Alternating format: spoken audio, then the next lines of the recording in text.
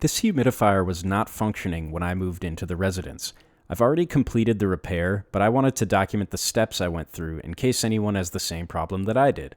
Right now, you can see there's a green light on the front panel, but when I started the process, there were no lights at all, even though the power cord was plugged in.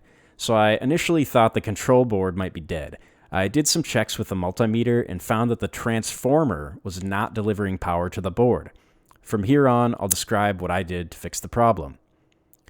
First, here is the power cord on mine. I'm just going to point at it for some reason. And here's the water line. It goes up and over there to the shutoff valve. So first we're going to pull that power cord out because we're responsible. We don't want to shock ourselves. Then we're going to close the water valve. Definitely want to do those two things straight away. Power off, water valve closed. You'll notice in the next steps, though, that light on the humidifier is still on because I had failed to disconnect power, as I just showed a moment ago. If you're trying this, don't make that mistake. You just saw me take the water panel out. The small front plate can come off as well. Now here, you can kind of just jiggle this off. There might be a screw on the bottom that you need to remove before it will come off. Mine was not there for whatever reason. So off she goes. Let's take a look inside. What you have here is the control board, and back there is a replacement transformer that I put in as a fix. So normally what you'd see back there is the original transformer, which should be screw mounted to the back against the furnace vent. We'll talk more about that in just a bit. At this point, I want to talk about the 4 wires. There's 2 brown and a black and a white. Those lead to the control board, and they come from the transformer. So the 2 brown wires should be 24 volts AC, and that powers the control board. My old transformer was broken and not delivering those 24 volts. The black and white wires are 120 volts AC, and those are tied to the main supply at the input of the transformer. So right now, stop and see if you can buy this part. This is the original Honeywell transformer. If you can find it, if it's in stock online, just buy this and swap it out, and you won't have to go through the next steps. It wasn't available when I went through this initially. I wanted to fix it right away, so I found this replacement option.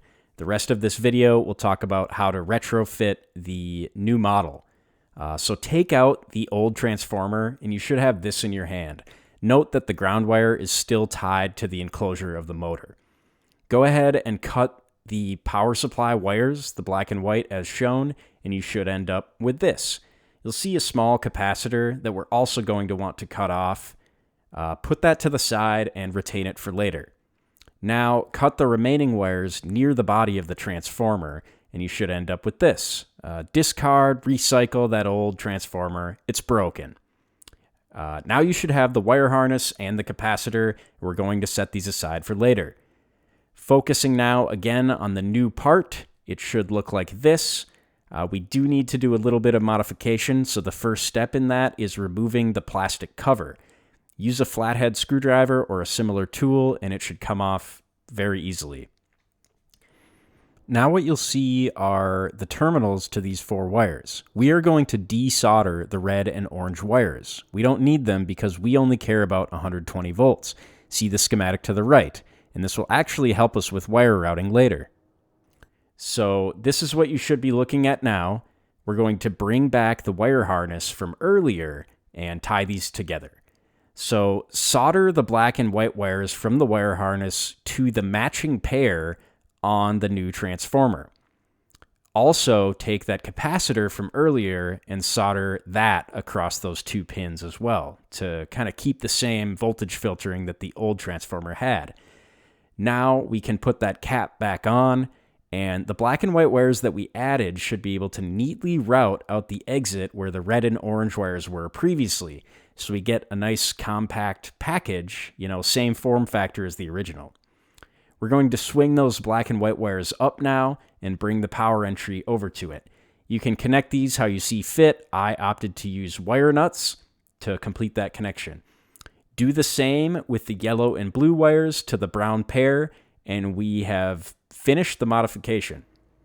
So what you have now is 120 volts at the input to the wall, and at the output, 120 volts to power the humidifier fan, and 24 volts to power the control board, just like the original transformer. Back in the real world, let's see how this all looks wired together. So first, that green wire is the ground wire. I talked about it in the drawings. It's tied to the motor enclosure. You can see all the wire nuts here. The black and white and the brown pair go to the control board. If you followed the graphics from earlier, this is basically what you should have. Now, looking at the cap, you can see the capacitor in there and how all the wires route out neatly, just like the original product. I just kind of set it back into the enclosure. There's no real great mounting option unless you want to drill some holes and do a little further modification. We can just kind of tuck the wiring back in there. The transformer does generate some heat, but the plastic can take it just fine. It's completely fine. So kind of stuff that in there. And at this point, we can put everything back together. So put on the main front panel. I pivot it down here. Gotta kind of jiggle it. Just jiggle it in place there. Make sure those little wires are doing good, the water line and everything. You can snap the front panel. Oh, you gotta jiggle that too. Get her on. The water panel slides in. And yeah, feels good. So now we simply plug the unit back in and we should be good to go. So when it's plugged in, the lights will go through a little diagnostic check and eventually you should be back in business. So that's it. Thanks for watching.